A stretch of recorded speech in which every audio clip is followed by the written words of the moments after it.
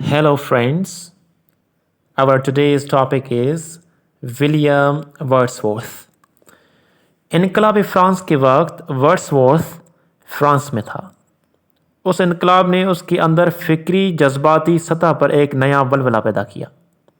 वो इनकलाबियों के साथ शरीक होने वाला था कि किसी वजह से इंग्लिस्तान वापस आ पड़ा। इनकलाब फ्रांस के नए तसव्वुरात ने उसके अंदर एक नई सोच को जन्म दिया। उसी असना में उसकी मुलाकात कोलरिज से हुई और दोनों ने मिलकर नई शायरी की बुनियाद डाली। ये शायरी उन माना में नहीं थी कि उससे पहले अंग्रेज़ी अदब में ऐसी कोई रवायत नहीं मिलती। सारी कौम अदब के पुराने मजाक में रची बसी हुई थी। उसी लिए ज़रूरी था कि उस नई शायरी का मजाक भी साथ साथ पैदा किया जाए। इसीलिए लिरिकल बैलेट्स के दूसरे एडिशन के लिए वर्ड्सवर्थ ने एक तमहीद लिखी जिसमें अपना नुक्ता नज़र और नई शायरी की माहियत की वजाहत की। उस तमहीद से रोमानी तनकीद की इब्तिदा होती है। उसमें शेर व शायरी के बारे में वो सारे ख़यालात मौजूद हैं जिन पर नए मज़ाक के सुखन की बुनियाद रखी गई थी।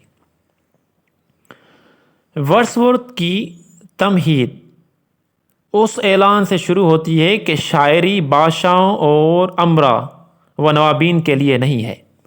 अब वो दौर ख़त्म हो चुका है। अब उनकी पसंद, उनका मज़ाक के अदब,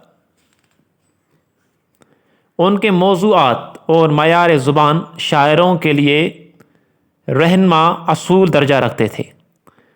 अब ज़ुबान और मौज़ू कोर्ट और महलात से निकलकर बाज़ार हाथ में वापस आ गए हैं।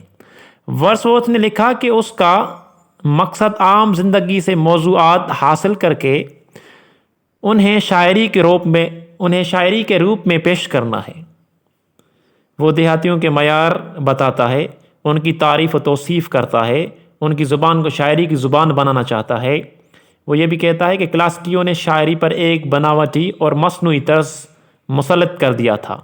अब वो उस तर्ज के ख़िलाफ़ ऐलान बगावत करता है और रोज़मर्रा की आम ज़ुबान को शायरी में बरतने का दावा करता है। लिरिकल बैलेट्स में उसने यही काम किया था। तमहीद में वो उसका जवाब पेश करता है। वर्ड्सवर्थ शायरी को दिल की आवाज़ और जज्बात का बेसाख्ता इजहार कहता है। It means he says all good poetry is spontaneous overflow of powerful feelings.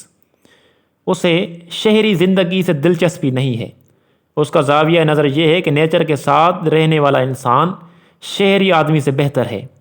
देहात की ज़िंदगी में इंसान के जज्बात नेचर से हम आहंग रहते हैं।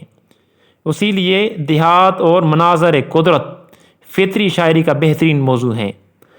वर्ड्सवर्थ देहातियों की ज़ुबान को सबसे ज़्यादा मौजू ज़ुबान समझता है क्योंकि ये लोग नेचर के साथ रहते हैं और उनके उसी ताल्लुक़ से ज़ुबान का बेहतरीन हिस्सा वजूद में आता है।